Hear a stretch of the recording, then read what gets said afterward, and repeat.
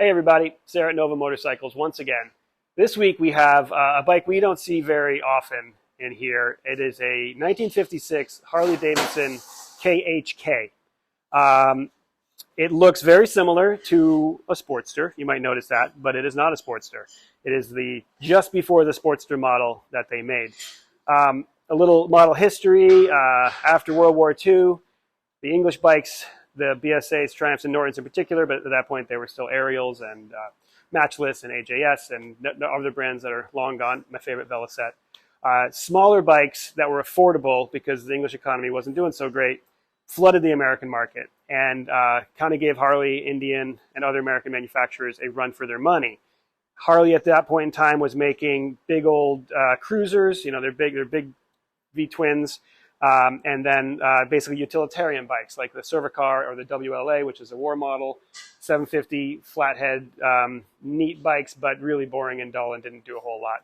The Triumphs and BSAs and other Brit bikes that came over were quick, they were nimble, they were, again, affordable, and they were faster than the Harleys, to put it bluntly. So Harley had to do something about it. So in the early 50s, they made the K model. Basically took the beginning, a lot of what they had from their Cervicar or the WLA 750 flathead and made it into a 883. Now, if you know anything about Harleys, that number 883 means something because the base model Sportsters are still at that displacement, 883 cc's. They basically took their 750, punched it out to a nominal 900, and that's how they hope to make a little more power. It did okay. It still wasn't as fast as a Triumph 650 twin, even though it was almost 900 cc's.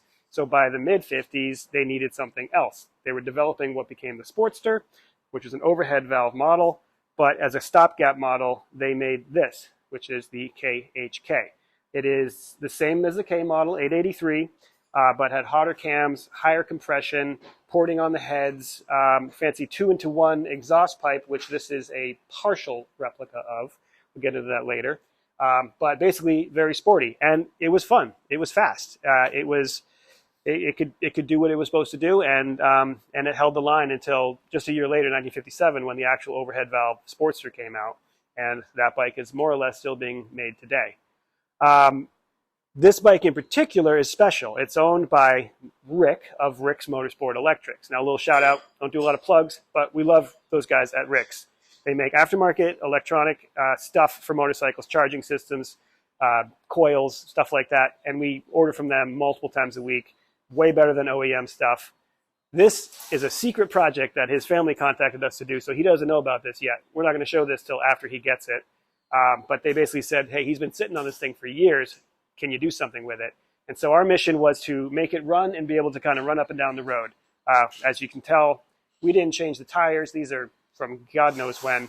We didn't change too much of the cables. I did do an inner new clutch cable, but I kept the outer sheath. A lot of it was just left alone and made functional.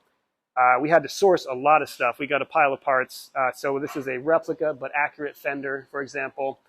Replica fender in the front, trying to keep it as accurate as possible. Oil tank we had to get. And back to the pipes, he had the one crucial piece, which is this Y pipe, but this front pipe and the rear pipe are unobtainium. There are certain aftermarket companies that make them. They do a run every 5 years or so, and it costs $1,500, and you're lucky to get it if you can. So we took a Moto Guzzi front header and I think this is a BSA rear silencer.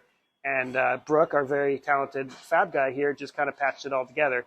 Thankfully, the guys at Ricks didn't want to show Queen. They didn't care if it's a little bit rough around the edges, so it just had to kind of work. Other than that, when we got the bike, it was in excellent shape mechanically.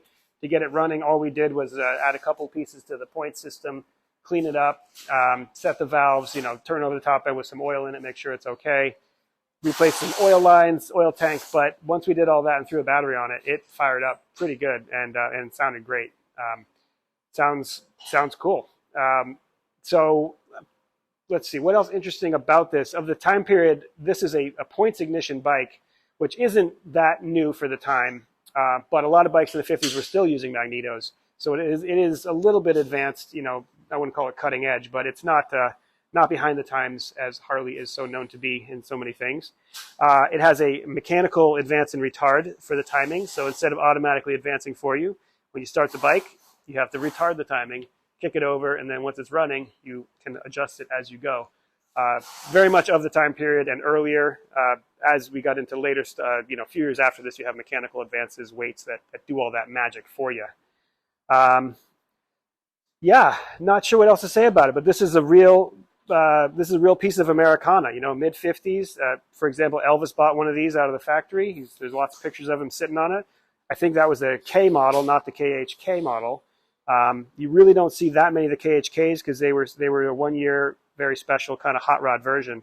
So when you get something like this, you want to at least go in the right direction of, we obviously didn't do a full restoration, but I insisted that we do period correct parts that we put on it, at least have it look the part if it isn't the actual part. And I think they're going to have a good time with it. So check out this model. They're super cool. On my personal list of Harleys that I would one day like to own, very short, this is on it because they're really interesting. And for their time, they were hot rods. So check it out. Chime in with any thoughts you may have on these models and other early Harleys and that period of American motorcycling. And as usual, like and subscribe.